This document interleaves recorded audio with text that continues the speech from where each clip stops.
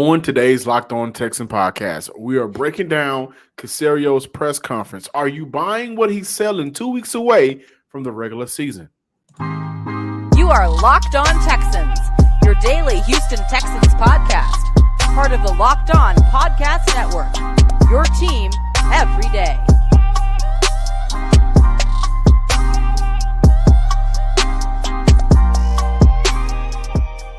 Welcome in, everybody, to a Thursday episode of the Locked On Texan podcast, a part of the Locked On Podcast Network, your team every day. This episode is brought to you by FanDuel Sportsbook, official sportsbook of Locked On. Make every moment more. Right now, new customers can bet $5 and get $200 back in bonus bets guaranteed. Visit FanDuel.com/Locked On to get started. And as always, I am your Texan football analyst, John Some Sports Guy Hickman. Joining me, as always, is your Texan beat reporter, your credentialed media member, Sports Illustrated's own, the man who is around his team 5 or 6 or 7 days out the week to make sure he brings you what's going on. Cody Davis here to talk Texans on a Thursday.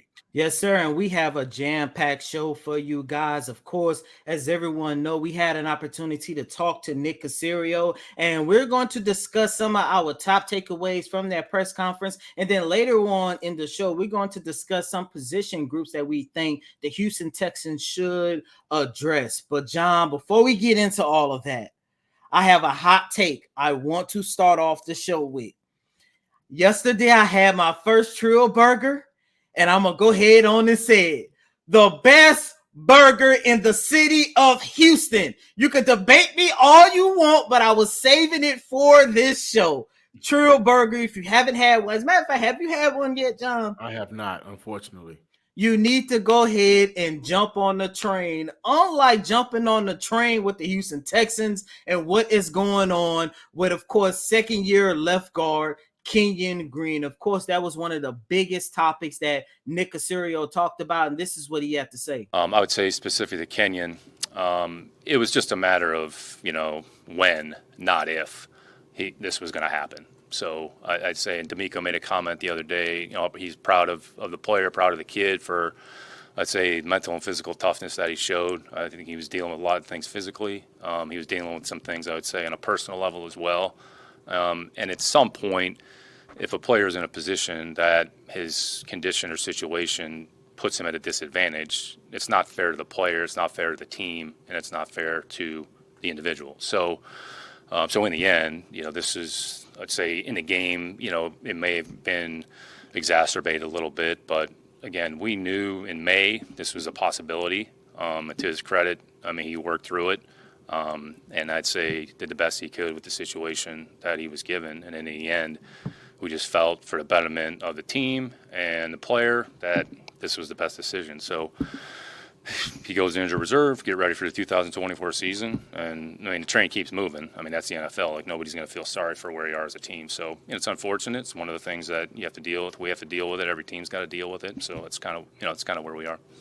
I don't want to spend too much time on Kenyon Green because, of course, over the last 2 to 3 days, this is something that you and I have talked about a lot. So I don't want to dive too much more into this. But I would say is listening to Nick Caserio, I do have somewhat of a concern about this topic because I look at it from a standpoint. If this is something that you guys were a little bit concerned about way back in May, I do wonder whether or not the Houston Texans did more to address that issue, especially considering that you knew that there was a point that there was a possibility that he could miss the whole entire 2023 campaign. Now, I get it. I understand it. You couldn't prepare for the loss of Scott Quisenberry. You couldn't prepare for the loss of Titus Howard, who is definitely coming back. As a matter of fact, Wednesday afternoon, we did go into the locker room and talk to some of the players. They have a ping pong table in the middle of the locker room, and Titus Howard was playing a little bit ping pong with that hand. So that lets me know that his recovery process is on schedule, is on the right track. However, I just wish that Nick Caserio and the Texans would have done more to prepare themselves, because when you look at left guard, there's a lot of questions on how they're going to address it. Yes, they got Josh Jones, but like I mentioned the other day, he is best at a tackle. You already got your tackle solidified, so what are you going to do? Are you going to force Titus Howard to play left guard, an experience that did not go so well back in 2021? Plus, it's not going to look that good because he's coming off an injury himself, and whenever he comes back, he's not going to be 100%. So, you know, just looking at this whole Green situation once again, I was also told some other stuff that's going on with him personally. I just hope he comes back. The best thing that I love about what Nick Caserio and Coach D'Amico Ryan said, that the best thing you can do is hope that he get his mind, his body back together. And now it's time for him to look forward to 2024. So in terms of that left guard position, to address Nick Caserio and that whole situation, the possibility right now is Kendrick Green, Josh Jones, Jared Patterson, another rookie, right? So you're looking at and Houston also couldn't prepare for the loss of Juice Scruggs as well. So this offensive line has been truly banged up. But to Nick Caserio's response to that, if this was something that in May it wasn't a if, but it was a win, then it was a total mismanaged situation of Kenyon Green. This is a player that hasn't seen a full healthy season. And so if we knew, if I'm a franchise back in May, that this young man, the possibility of him missing an entire season was on the table, and I allowed him, because at the end of the day, as a general manager, as a training staff, as a coaching staff, we got to make the best decisions for the players in this franchise. And so for Nick Caserio to say that, you failed at both. Number one, the player, putting him out there on the field, and not only Kenyon Green as a self, but also CJ Stroud, you started quarterback, right? The offensive line around him, right? This could have been another disaster of a year, and have moments if Kenyon Green played like it was his rookie year, because his body physically isn't there. And then you add on mentally, he may have not been there as well. So you mismanage the player, you mismanage the players around him, which in turn you mismanage taking care and making the best decisions for this team. Because now you look at a situation with 2 weeks away from the regular season. What are you going to do at left guard? You also have to figure out, Cody, you said you could prepare for the loss of the other players. So now you have to look at, what are you going to do at the center position? What are you going to do, if Titus Howard doesn't come back? We know George Fant is over there, so I'm not too worried about that. But this situation was completely mismanaged by the Texans front office. If back in May you knew the possibility of this was so strong, it wasn't a if this is going to happen. It was a definite, well, when this happened. And when it did happen, you were not prepared for it. If you were prepared for it, Michael Data would still be on this team. If you were prepared for it, we wouldn't have looked at Houston trying to find just depth for their right tackle position. It would have been more noise coming out about why Houston is signing more veteran presence on their left side of the ball, right? And so they were not prepared for this. I don't think so. And with the lack of preparation, not only with Kenyon Green, but I do want to transition over to another point from Nick Caserio's press conference. They were not prepared for the process of John Metchie getting back on the field. He was asked about John Metchie and where John Metchie is at right now in his progress through training camp. His response was, there's probably a chance that he's going to be a little bit better 6 to 8 weeks down the road than maybe he is now. Just when you miss that amount of time, it's just like your team. You're really evaluating your team for the first 4 weeks. You kind of sort of hope you know what you have. To me, that sounds like a general manager that is unsure of the decisions that he has made. And again, he was not prepared for it.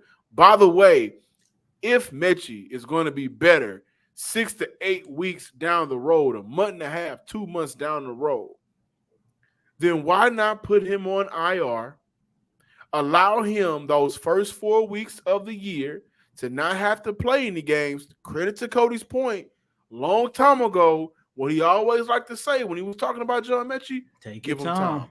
So the best time for him right now, given what Nick Caserio said in his response to John Metchie, 6 to 8 weeks down the road, he'll be a little bit better. Then why don't you just go ahead and allow him that opportunity and not have to worry about playing games? And then you use that roster spot in order to improve the current roster.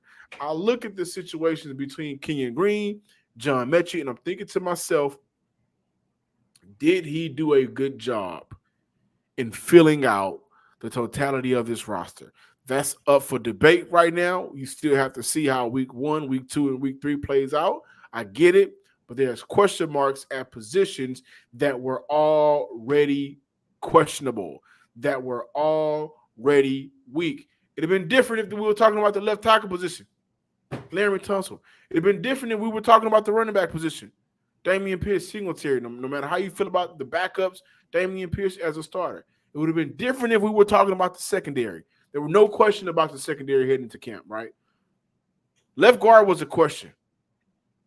Receiver was a question. And now after that press conference, sad to say, I still have questions about what they're going to do in 2 weeks, which is why I opened up. Are you buying what he's selling? Because as of right now, I need a discount on that because it's not worth it.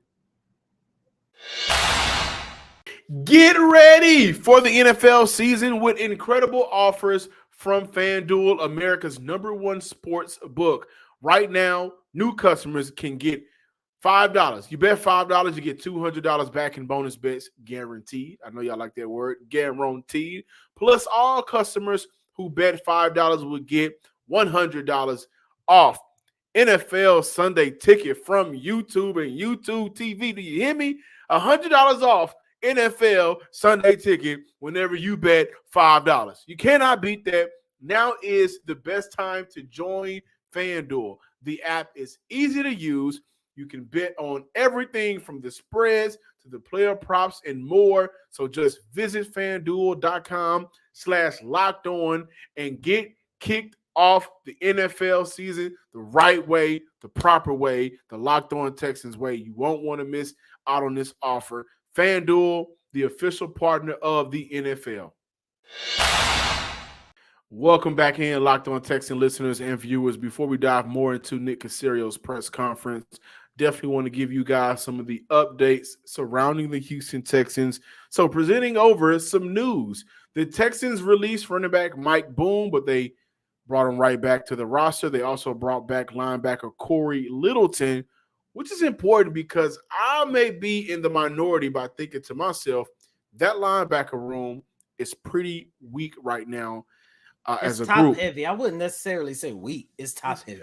After Harris, who's a sophomore who played limited time last year, so you're still waiting to see what he can do. After Denzel Perriman, who is a guy who, when he is on the field and healthy on the field, he's a damn good linebacker, but you do still got to question whether or not he's going to be healthy for 16, 17 games. But after those two guys, I have question marks on what this linebacker group will look like. So at least Corey Littleton is a veteran who can bring some of that vet experience. The Texans did claim DB Alex Austin and guard Nick Broker. I hope I'm saying his last name correctly. Houston also added Jimmy Morrissey, Garrett Wallow, Johnny Johnson, Ty Zentner, Jacoby Francis, Austin Deckles, Ali Gay, Adedeo to their practice squad, along with Steven Nelson, the return specialist. He was brought back by the Houston Texans as well. Cody, when we look more into the Nick Caserio's press conference and look at some of the comments and responses that was made by Nick Caserio, I also got to look at this one. He was asked how would he evaluate the team overall and if he believes the team will be better this season. His response, that's the hope. We don't control what the record is, what we're going to be, what it's going to look like. All we can control is our attitude and performance on a day-to-day basis. I'm going to come out and say it. That sounds tone deaf.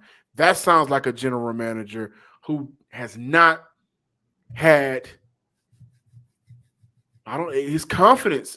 So in fairness, that is a generic response. But that's a generic response, I believe, when your team hasn't went 4-4-3 with a tie in a season. that generic response would be okay if you did not have one of the better off seasons in franchise history this past year, right? And I think for Nick, at times, I do question his confidence in his decision making, and I do question his confidence as a general manager. I think Nick Caserio is a guy because we work with him. We've all had an opportunity to be around people like that. At times, I'm like that. You do the work, and you don't necessarily talk about it until you see the fruition of your work, until you reap what you sow, and I get it. But that was very tone deaf to me. That was a response that if I'm a fan, I'm kind of like, what do you mean? What do you mean by that? I wasn't too thrilled with his response, Cody. I know I'm probably going to be in a minority when I say this, but I understood where he was coming from with that response because everything that's been going on in the first segment, we just talked about how things look with Kenyon Green, and you just take a look at that offensive line. I'm gonna just use that for an example. The offensive line, as I mentioned on yesterday, we all looked at it as top 15 in the league, probably top 15, let's say 14 or 15. We thought that was going to be improvement, even more so considering the fact that you're going to go out there with a rookie quarterback and CJ Stroud starting from day one. You figured with better offensive line play means better quarterback play. Better quarterback play means better offense. Better offense means possibly more wins for the Houston Texans. Look at the holes and look at the concerns that we have about the offensive line now, knowing that you're going into the season with a rookie quarterback who we all deemed to be this franchise's next quarterback. I think CJ Stroud is going to have a phenomenal future here in the city of Houston. However, he still has to go through this learning period, and it's going to be tougher because your offensive line is not up to par. I say all that just to say I saw a Nick Caserio Wednesday morning. I'm not going to say his confidence was shot, but he was a little bit disappointed because the promise and the potential that we all thought this organization was finally going to go into the season with, it kind of all backfired on him. And credit to Nick because I'm not taking away some of the good moves he's made, right? Like I think trading for Shaq Mason is up there. Though I question how long Shaq Mason has left. And I was going to say real quick, I was still put up there drafting John Metchie a year ago. Now, once again, you couldn't prepare for, what life threw at him. But at the same time, you still came away with a top 5 wide receiver from that draft class. I wouldn't call him top 5 as of yet. I got to see the young man play. I'm talking about coming out of college. That's what I mean. Coming out of college. And I think for Nick, I think his confidence may be shot because he was banking on some of the decisions that he made. Mm-hmm. And right now, it's falling through. Like yesterday, we talked about who he could have drafted, in hindsight, instead of Kenyon Green, right? You look at John Metchie, who was on the board, who you could have drafted instead of trading up all of that and going to draft him, and he hasn't played. We understand why, so it's not a dig to that. Mm-hmm. But I think the decision to not start him off on IR is crazy to me. Just looking at Nick and understanding who he has been since he's arrived, and he said this kind of at the beginning of the year, like he desperately needs improvement. Boy. And so DeMeco isn't going anywhere if there's a change. It will be Nick. And it came off as, guys, I just need this. I just need them to, give me something. I'm not going to bank on it, but I need this team to give me something. By the way, Khalil Davis, a guy that I really did like, did make the practice squad. So I love that about him. And I do He's going to be active soon. He'll be active. But overall, Nick Caserio, that press conference, it left questions unanswered, honestly, Cody. Like you were there. What was the overall mood and theme and feel of that press conference? As I just mentioned, it was just like basically not this again.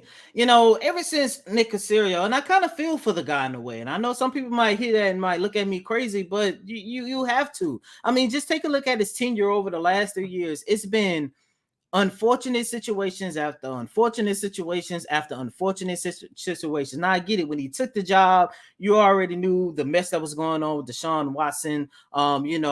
John, you say you would still count this against him, but the head coaches that he hired, you still had to Jack Easterby. Like he knew that he was getting into a messy situation. But this was the first time to where it seemed like Nick Caserio, I'm not going to say all hopes was lost, but it was just like, when I compare the mood following the 2023 draft, when I compare his mood and his mannerism, his body language at the start of training camp, which was started a month ago, if we're being honest, you can tell that the losses that this man took is really starting to hurt him.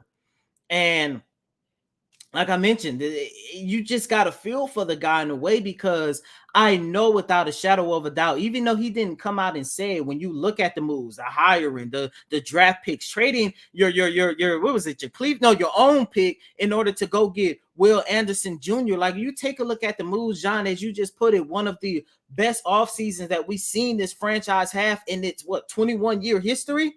You knew without a shadow of a doubt, Nick Caserio felt going into the 2023 season that finally he had an opportunity to put some good product on the field, that the Texans were going into a season with some stability. They was going into the season with some expectations. A lot of people didn't have this team making the playoffs, but it was like, man, you better watch out for the Texans, because they could do X, Y, and Z if everything works out in their favor. And at the start of training camp, it seemed like it was. And now here we are a month later, 2 weeks from the season. It's like, man, what is this product going to look like? Yeah. Same question he responded. If that doesn't happen, we just have to turn the page and go to the next thing. I don't think if Houston turns the page again, I don't know if Nick Caserio is written on that page. And so this team needs a good year. Plain and simple. And I know you guys are probably watching this. Oh my God, you're crying. It doesn't matter. It's just this. It's just that. Understand this. They, as a franchise, Nick Caserio, as a general manager, understands that though this is still a rebuild, there is pressure to perform better, right?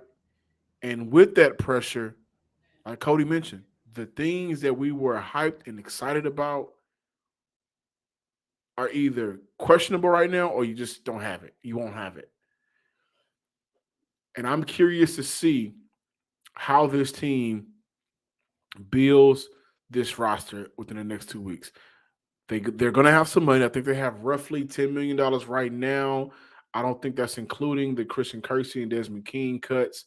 So we'll see how much money they have left, but they're going to be in a position to upgrade, and they need to, because I don't think DeMeco Ryans was brought here to just be mediocre. And so we got to look at how the Houston Texans will address some of these positions.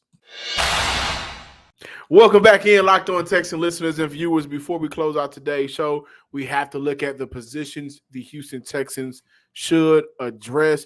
Between DeMeco Ryans and Nick Caserio, they are satisfied with the nickel cornerback position, a position that I think shocked everybody when Desmond King was let go. However, I think there may have been a behind-the-scenes reason for that, where you look at Desmond King, a veteran in the NFL, a first-time head coach, and maybe with DeMeco Ryans bringing over a new scheme, maybe that didn't fit well with what Desmond King wanted to do, and so there could possibly been a situation where just two respectable men just respectably bumped heads.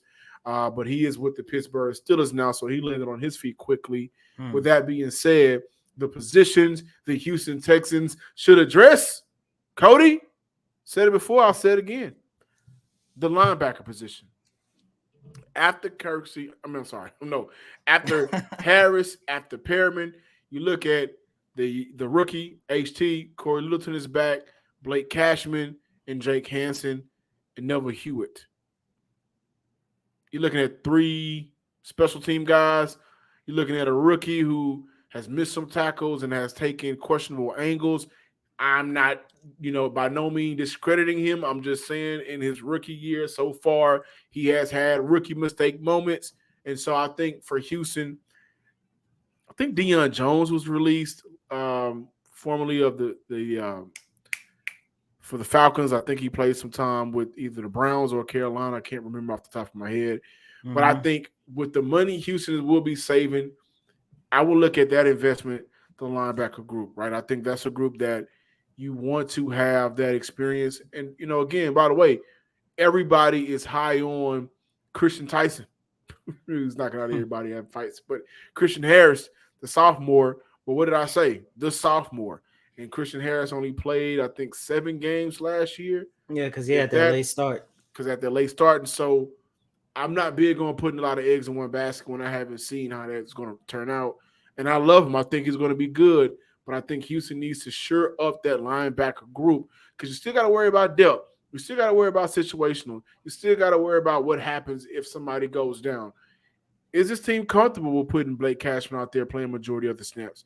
Will they be comfortable if it's HT out there? Will they be comfortable if it's Neville Hewitt? So those are some of the difficult questions I think is attached to Houston right now in their linebacker group, and they should address it. For me, I'm gonna just keep mine short. It's the tight end unit. First and foremost, the only reliable, dependable, to use two of Bill O'Brien's favorite adjectives, that the Houston Texans have as of right now is Dalton Schultz. But outside Dalton Schultz, I mean, you got Tegan Cotoriano and my guy Brevin Jordan. Both of those guys have had moments, however, they're not reliable, especially considering in the blocking game. We've been talking a lot about this offensive line, and I think the blocking from that tight end unit is going to become even more valuable. And when you look at a guy like Brevin Jordan, who for the 3rd consecutive year, we are still talking about the issues that he is having in blocking, they're going to have to do something about that. So that's definitely a position that they need to upgrade before the start of the 2023 campaign. I know last year they tried with OJ Howard and that fiasco only lasted one game, and that was it. But they did end up last year bringing back Jordan Akins, and you saw how valuable Jordan Akins was to this team. Shout out to him, by the way. He made the 53-man roster for the Cleveland Browns. So, but that's still a position that they need to improve because, yes, Dalton Schultz was one of the best offseason acquisitions for this organization. One of the best that we've seen from Nick Caserio and throughout. Maybe the best in for the entire season, honestly. Maybe the best. Yeah. And then look, and I know, some of you guys might have your concerns or whatever, but look, after watching him doing OTAs, mandatory minicamp, training camp, preseason, Dalton Schultz is the real deal, especially when you considering that you're going to start the season with a rookie quarterback. We all know a tight end is arguably a rookie quarterback's best friend. They need to make sure that they have 2 guys at that position group that they can rely upon. And I'm just not too sure if they go into the season without addressing it, that's going to be another concern for this organization and their offense. I want to say receiver as well, but I think the receiver group right now, unless Houston pulls a trade, and again, they will have some money to play around with, and they will have the ability to maybe move guys to the practice squad to figure it out, right? Mm-hmm. Receiver, of course, is a high position, but I also would say, hey, guys, Kareem Hunt is available. Leonard Fournette is available. Kenyon Drake is now available. So I'm looking at that running back position. Then they already got 4. Yeah, but honestly, I'm saying after Devin Singletary, and that's still a question mark-ish simply because of the preseason, but I think he'll be okay. Mm-hmm. After that, also it's like the linebacker position, right? So I mean, Mike Boone looked good. Now I like Mike Boone. I get it. We judging that off of a joint practice with the Dolphins, preseason games where he's playing against a team's B and C and possibly D team. I get it from that standpoint, but pause. There, you happy? But I feel okay about the backfield. And then the same thing with the wide receiving core. I would say I wish that CJ had a quote unquote number 1 target that he can throw to. However, like I've been mentioning throughout this entire camp period, is going to be very important depending on the matchup that you have a wide receiver step up for that particular game, which can actually work out in CJ's and the Texans' favor because it's not like, okay, let's just eliminate this wide receiver with a double team and let's see what he's going to do. No, any given day, whether it's Noah Brown, Nico Collins, Tank Dale, my God, maybe he might emerge as wide receiver number 1. You never know. I'm just throwing it out there, but I feel better about the wide receiving core now than I did going into training camp. However, to me, once again, it doesn't matter what position they address. they got to do something with this offensive line. Yeah, Dalton Risner is boy. available. Dalton Risner is still out there, and Ben Jones is also still out there as well. So it's going to be interesting to see if they actually make smart decisions within the next 2 weeks and improve this roster, right? And I wanted to make sure I say the next 2 weeks because Houston has made smart decisions throughout this offseason, no doubt about it. But now with 2 weeks away, again, the question marks, are you going to answer them and make those improvements, or are you going to ride with some of the guys here that overall what you don't want to happen and what it looks like may happen, of course, once you get Titus Howard back out there and Larry Tunsil and Shaq Mason is still there, you still have some good guys, but you never want to stunt your rookie quarterback's growth. And that's the last thing the Houston Texans can afford. So, well, really quick, do you think he is talented enough to overcome it like Ford was about 4 or 5 years ago? Well, 5, 6 years ago now. We remember Ford got hurt there, you know. But he got hurt in practice, though. It's not like he got hurt in the game. Then the second year, that injury came due to that hit from that game against Seattle. Yeah, you're right. You're right about that. But the second year, he got his behind handed to him 62 times, but he was still. That's true. That's true. Pro Bowl caliber. I don't know. Just gotta see it, but I don't want him to be in that position. Yeah, you don't. No, let's not put him in that position. No, that's okay. Thank you guys for checking out today's episode of the Locked On Texan Podcast. Be sure to subscribe, like, and comment to the Locked On Texan Podcast on YouTube and wherever you get your podcasts. Make sure you give me a follow on Twitter at John_Hickman12. And as always, I'm your host, Cody M. Davis. Please remember to follow me on the artist formerly known as Twitter at Cody Davis _24. Once again, that's Cody, COTYDAVIS _24. Until next time, ladies and gentlemen, peace.